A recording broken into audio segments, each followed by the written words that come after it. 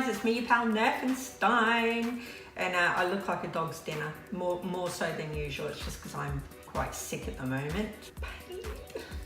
But I'm cracking on today because I was excited yesterday when I got my Oculus Quest. I've spent numerous hours on it now. I've had it over at a friend's place. I've had my partner check it out to get a second opinion, and I'm going to compare it with my beloved PSVR. So I thought you PSVR owners might be interested in my thoughts because obviously I've played both. And maybe you're thinking of buying one or the other and you're not sure what the differences are and things like that. So yesterday, when it first arrived, I filmed the weights of things. I weighed them all on the scales and they're comparatively the same. So I'm actually going to edit that out of the video. You don't need it. I think it was 600 grams per headset and maybe 25 grams for the controllers. So they're actually the same. So if you're wondering about weight, the distribution is different obviously, and I'll talk about that in a minute. Sorry, no, my throat. My voice is terrible, worse than usual. Okay, so first up in our verses, I'm going to start with ease of use, and I'm sure that you're smart enough to know that the Quest is gonna smash this out of the park. By comparison to my PSVR, this thing is sweet. Put it on, press the button, seconds later you're in. You can play a game. There's no faffing around. Whenever I use my PSVR, I usually have a problem where one Move controller will connect and the other one won't. It's highly frustrating for me. So that has definitely affected how I feel about this. But as I said, you know I love my PSVR. It is going nowhere. So versus ease of use, Oculus Quest, the winner all the way. Speaking of the controllers, I love that the Quest has got thumbsticks. And I know it's like a personal thing, but I really want the Move controls to have thumbsticks. I actually want the Move controls to be gloves. I think that would be epic if Sony could pull that off somehow. But for now, I would love it if they added thumbsticks. I thought it would take a long time to get used to it, and it was so intuitive that I was just cracking on straight away. So that was really good. I've not used a PC version of VR before, so these sort of things were totally new to me and super simple. So if you're wondering about tracking, I've not had any issues whatsoever with the Quest as of yet. Perfect. Can't complain. I've played it for maybe 5 hours. I had it over at a friend's last night. They played it for over an hour. My partner played it yesterday for a good couple of hours. No complaints there. Sorry, I know my voice must be like sandpaper in your ears right now. The one thing I would say is it's an odd one, but I find the Move controls to be more meaty. Like when you're holding them, you know you're holding them. Whereas this is sort of dainty. It's weird. Just a personal thing, literally nothing to do with usability or anything. Next up versus, we've got comfort. And I'm pretty sure you're gonna know that the PlayStation VR is gonna smash this one when compared to the Quest. So the PlayStation VR distribution of weight with the overall headset is much better. You don't have that heavy weight on your face, whereas the Oculus Quest, to cram all that tech into that visor, obviously it's going to be heavy. I'm not going to complain about it because, as I said, I played it for hours yesterday and it wasn't overly sore. I would call it maybe a slight discomfort, but if you set the straps up well, you're good to go. And the way that it cups the back of your skull kind of forces the weight off the front a little bit. So, but as far as that goes for comfort, PlayStation VR all the way. I'm not going to get into all the tech specs because you can look them up yourself and it's not really my bag anyway, but you'll know that the FOV on the PlayStation beats the Quest, as does the refresh rate, but the Quest beats PSVR. When you're on a roll filming and someone knocks on the door. Okay, I think I was talking tech specs before that happened. PlayStation VR is connected to a console. It doesn't take a genius to work out that you are going to get a better experience, technically speaking, with this. It's got a lot more power behind it, a bit more oomph. That's not what the Quest is about. Prices, I'll probably pop the Aussie prices up as an overlay and post edit. So to get a price comparison, I've gone onto the Best Buy website because it's a huge electronics retailer in the US. And I've taken all prices from there just so that they're comparative to each other. So for a PSVR set and Move controllers, you're looking at around $350. That's for one of the bundles. It comes with a couple of games. For a standard PlayStation, you're looking at around $300, and for a PlayStation 4, you're looking at around $400.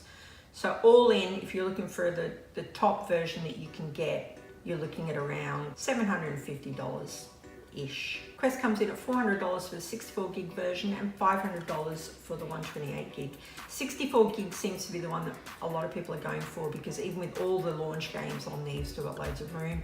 I went for the 128, just better to have too much than too little. So really it comes down to what you can afford and what you're going to be doing with your virtual reality headset. Now for the all important thing, versus games. And again, it doesn't take genius to work out. PlayStation VR has been out since I think October 2016. Quest came out this week. If you are looking for a huge games library, you're going to go for the PlayStation VR. If you're quite happy to sit back and wait for new games to roll in slowly, you're going to go for the Quest. So as a versus thing, PlayStation VR just smashes the Quest right now with the sheer amount of games that are available. And obviously, as I said, because of the power, the quality is top notch. For the most part, Sony did release Miniwood. Let's not forget that. Here you go. I think that's all the versus stuff covered. For me, I love both for different reasons. PlayStation VR is a hoot if I'm in the house, but I am not going to be taking that thing over to friends and to work and that kind of thing. It's just not something you're going to do. It's too much of a hassle having to plug all that in all the time. I know some people don't mind. Some people have said that they'll take their PS4 with them to places, but that's not my cup of tea at all. As I think I mentioned earlier, I took this over to a friend's house last night, and him and his wife both played it and they loved it. In fact, they loved it so much they're going to buy it. And this brings us to an important thing in relation to PSVR. I know some people will fall on one side of the fence or the other. You're always going to get those haters, aren't you? They're going to hate this thing because they love PSVR. And that's fair enough. I don't get it personally. I've never got that sort of hatred of something else. I've always owned an Xbox, a Nintendo, a PlayStation. You know, they've all got their own thing to offer. I think it's the same here. But Quest is, I believe, actually going to sell PlayStation VR headsets. So if you're a die-hard PlayStation fan, you should love this thing, purely based on that fact. I think this headset is going to bring more people into virtual gaming, and therefore they are going to look at other options, especially if they already own a PlayStation. So the Quest should be looked at as a positive thing. I believe anyway, is going to punch VR out of the park this year. As I said, took it to a friend's place last night, boom, sold.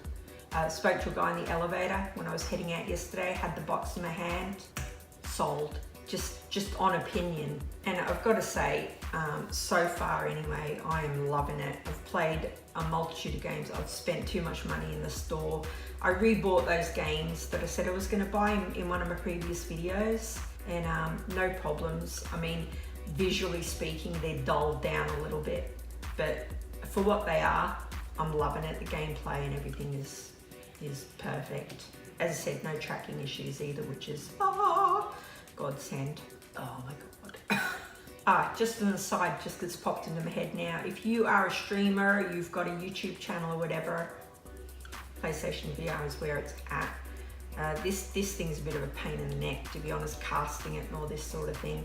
You can live stream to Facebook, but who wants to do that, you know? So at the moment anyway, I would put PlayStation VR for ease of use if you run a YouTube channel and you want to capture in-game footage. I caught some last night of Just Dance, and it worked fine, casting it to the phone, and I just screen recorded. That was simple.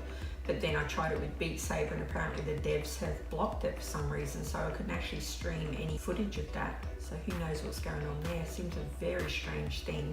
Anyway, that's it. I hope this video has helped you if you are deciding what headset to get, or maybe you're thinking of getting the Quest to go with your PSVR. If you can afford it, I'd say go for it. It's just a wonderful experience, and the Guardian system works perfectly. I live in a small apartment here, and I've just moved this table and set this up as my area, and I never hit anything once. Never touched a wall, nothing. And I was moving around quite a bit playing Space Pirate Simulator, and it just feels so good, like just to be able to do that and not have that bloody wire tapping you in the back or tripping on it or whatever it might be. Pick it up, put it on, 10 seconds later you're in. It's just, it's a magical thing. That's it. I hope this video has been of help. If you haven't subbed yet, maybe you'd like to. I cover loads of geeky crap because I'm a geek from way back. I'd love to hear your thoughts on the Quest and the PlayStation VR. Let me know if you're thinking of getting one and let's chat about it. Nerfenstein out. I can only apologise about how my voice sounds in this video and how I look. I am so tired, guys. You have no idea.